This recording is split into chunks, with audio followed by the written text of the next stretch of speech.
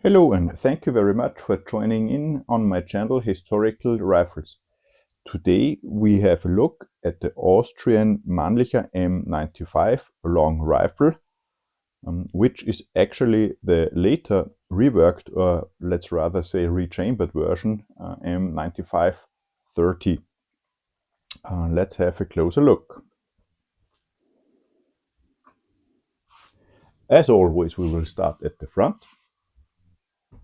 We have a standard triangle-shaped dovetail front sight, which is unprotected.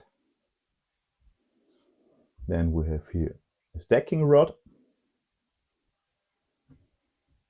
At the bottom we have bayonet lock. Then we have a hand guard on the top, which covers pretty much the whole barrel, which is very good, so you won't burn your fingers when doing sustained fire. Then we have a barrel band with a sling swivel at the bottom.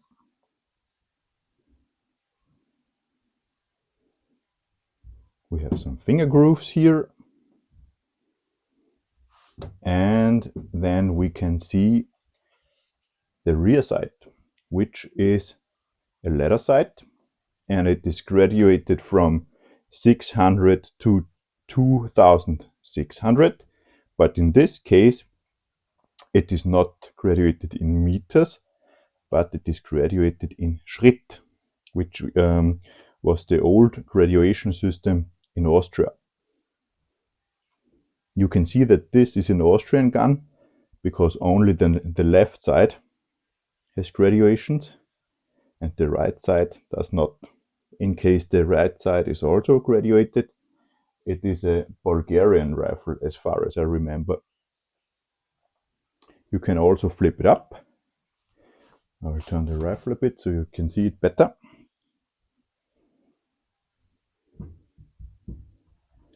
And then here, when you depress here, you can move it up and down and set it to the desired range.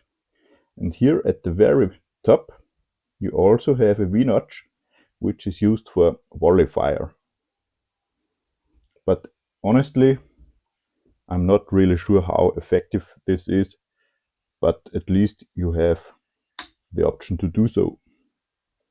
Here, for aiming, you have a standard V-notch. So I'll move it around again.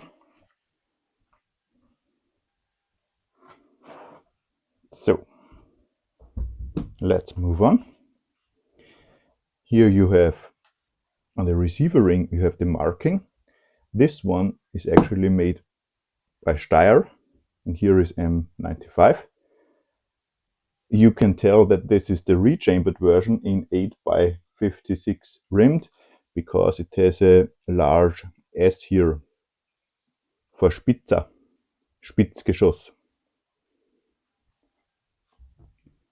Also there was a second producer, which was Budapest in Hungary, and those were here marked instead of Steyr. There was Budapest, and when it was the rechambered newer version, there was a large H here instead of the S. So let's move on to the action. This is a straight pull action, not a turn bolt action. So basically you only have to pull this one back. Sometimes they are a little bit sticky. And that's all. Pull back, move forward, ready to fire. Here you have a cocking piece, which is very good if you want to decock the rifle.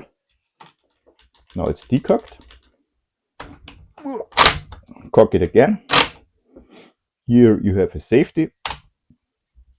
position, firing position. And to load the rifle, you have 5 round and block clips. Ammunition is 8x56 rimmed. And there are two variants of the end block clips. The more modern ones have a window here cut out. I guess it is to save some material. And the older variant looks like this, which is actually has been reused of the older Mannlicher model of the 1886 and 1888/90. They used those, but both work here. Those are dummy rounds. Let me show you.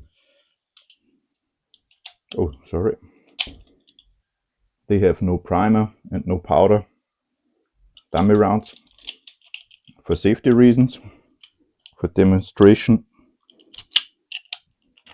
So there is no danger when we put those in. To load it, open the chamber, and then you push them in and slam forward, and you're ready to fire.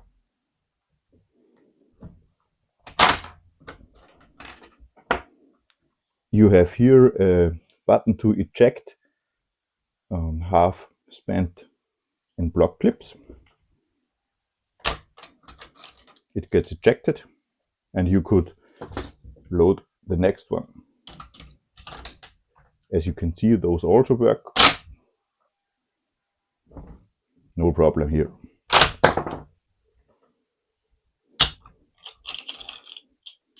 It's always good to put your hand here when you unload the block clip, because otherwise it will get ejected out. So to remove the bolt, you press the trigger forward and you can move it out. What happens very often when the rifle has been used a lot, the front of the bolt snaps and turns, and it is a huge pain in the butt to get this in again. In this case, we are lucky. It is easy to get it in again because it didn't rotate 90 degrees. So let's decock it again. Then let's move on. We have a semi-pistol grip, and here we have another sling swivel at the bottom. Both sling swivel at the bottom means it was intended to be carried over the shoulder. And we have a metal butt plate. And that's it from the features. What I like about this gun is it is very slim compared to similar guns of the time. This one was actually produced in 1911. They started producing at around 1895 to replace the older models, the 1888/90. But basically both served side by side, and both went to World War I when it started in 1914. Because it is so slim, it is also very light for a rifle this long. It's a really long rifle. One of the longest rifles which I own, actually. But as it is so slim, it's really lightweighted compared to the others I have, which are similar in length. By the way, I didn't explain it before.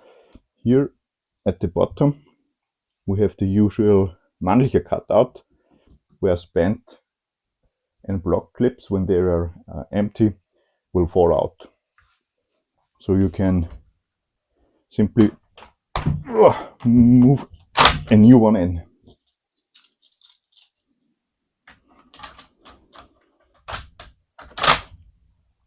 I'm not sure I can show you now. Oh, I think I can.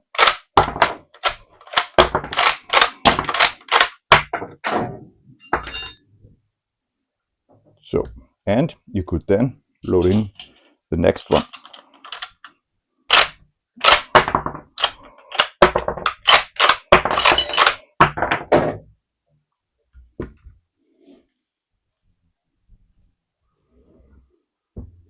So that's pretty much it. Overall, I think that the Mannlicher straight pull rifles are greatly underappreciated. They have a fantastic straight pull mechanism, which is rather rare compared to the Mauser turnbolt action. And I think that Mauser gets all the praise and the Mannlicher style rifles don't get the recognition they deserve. Those rifles like this have been used up until after World War II in various configurations. So the use started in 1895 and they were used, as far as I know, after the defeat of the Hungarian forces. They were still used in some units, but mostly they used the short versions, the carbine versions, which were called Karabiner or Stutzen, or there were also combinations Stutzen Karabiner and Karabiner Stutzen, but this is a whole story for a second video, and they were used until after the war. This cartridge, 8x56 rimmed, this is actually a really heavy cartridge and has a lot of kick. Initially, those rifles were designed for the 8x50 rimmed round, which was a round-nosed bullet, and they were a lot weaker compared to the Spitzer version, which was introduced in 1930. You can also often find photos of German forces in World War II using those rifles, because after the Anschluss they were captured from the Austrians and reissued to German forces, mostly to rear echelon forces where they did service. And they also naturally served in World War II for the Hungarian forces, although they tried to replace it with the 1935 model and even later with the 1943 model, but they never managed to fully replace it, and it served through World War II. So this rifle did see a lot of action. In World War I, it was used a lot by the Austrian forces, Bulgarian forces, Hungarian forces, and in World War II, it was used by German and also in Austrian forces, which were integrated to the German forces, Hungarian forces, also Bulgarian forces again.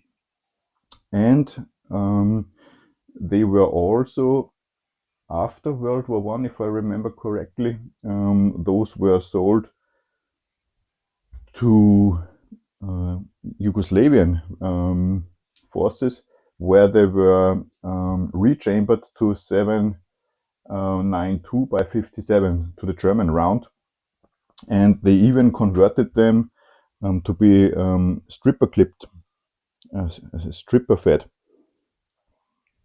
But I don't have one of those in my collection yet, sadly. I'm still looking for one.